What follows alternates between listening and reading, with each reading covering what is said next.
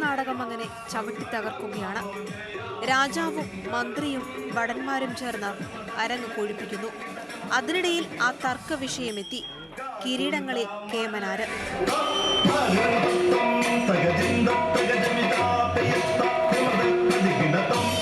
അരങ്ങിൽ തലയെടുപ്പോടെ നിന്ന കിരീടങ്ങൾ പുറത്ത് വാതുറന്നു.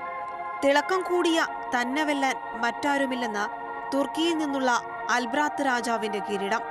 ഫറവോ രാജാവിന്റെ സൗന്ദര്യം നാഗരൂപത്തിലുള്ള തന്റെ അഴകാണെന്ന് സിംഹാസനത്തിലിരുന്ന് ഈജിപ്ഷ്യൻ കിരീടം പ്രഖ്യാപിച്ചു. യൂറോപ്യൻ രാജാവിന്റെ വീരത്വം തലയെടുപ്പോടുള്ള താനാണെന്ന് കാൽസ്മാൻ ചക്രവർത്തിയുടെ കിരീടം. രാജകിരീട തർക്കത്തിനിടയിൽ മന്ത്രി കിരീടവുമെത്തി. തൂവലുടുപ്പുള്ള തനിക്കാണ് പ്രൗഢിയെന്ന് പൊത്തിഫറിന്റെ കിരീടം വാദിച്ചു. പദവിയിൽ താഴെയാണെങ്കിലും കിരീടഭംഗിയിൽ മുന്നിലാണെന്ന് വാദിച്ച് ഭടന്മാരും രംഗത്തെത്തി. ചവിട്ടുനാടകവേദിയിലെ കിരീടപുത്രന്മാരുടെ തർക്കമങ്ങ് മുറുകി. രാജകിരീടത്തെ ചിലർ കൊട്ടയിലാക്കി.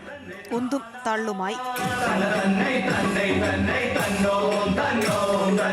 ഒടുവിൽ തർക്കം പരിഹരിക്കാൻ ചവിട്ടുനാടകത്തിന്റെ ആശാൻ തന്നെ വന്നു. ചരിത്രം അരച്ചുകലക്കി കുടിച്ച തമ്പിയാശാൻ സിംഹാസനത്തിൽ കയറിയിരുന്നു. ചെങ്കോലെടുത്തു. ഒടുവിൽ ആ പ്രഖ്യാപനമങ്ങ് നടത്തി. യൂറോപ്യൻ രാജാവ് കാറൽസ്മാന്റെ കിരീടം തന്നെ കേമൻ. ചവിട്ടുനാടകത്തിൽ ഇതിലും വലിയൊരു കിരീടമില്ല.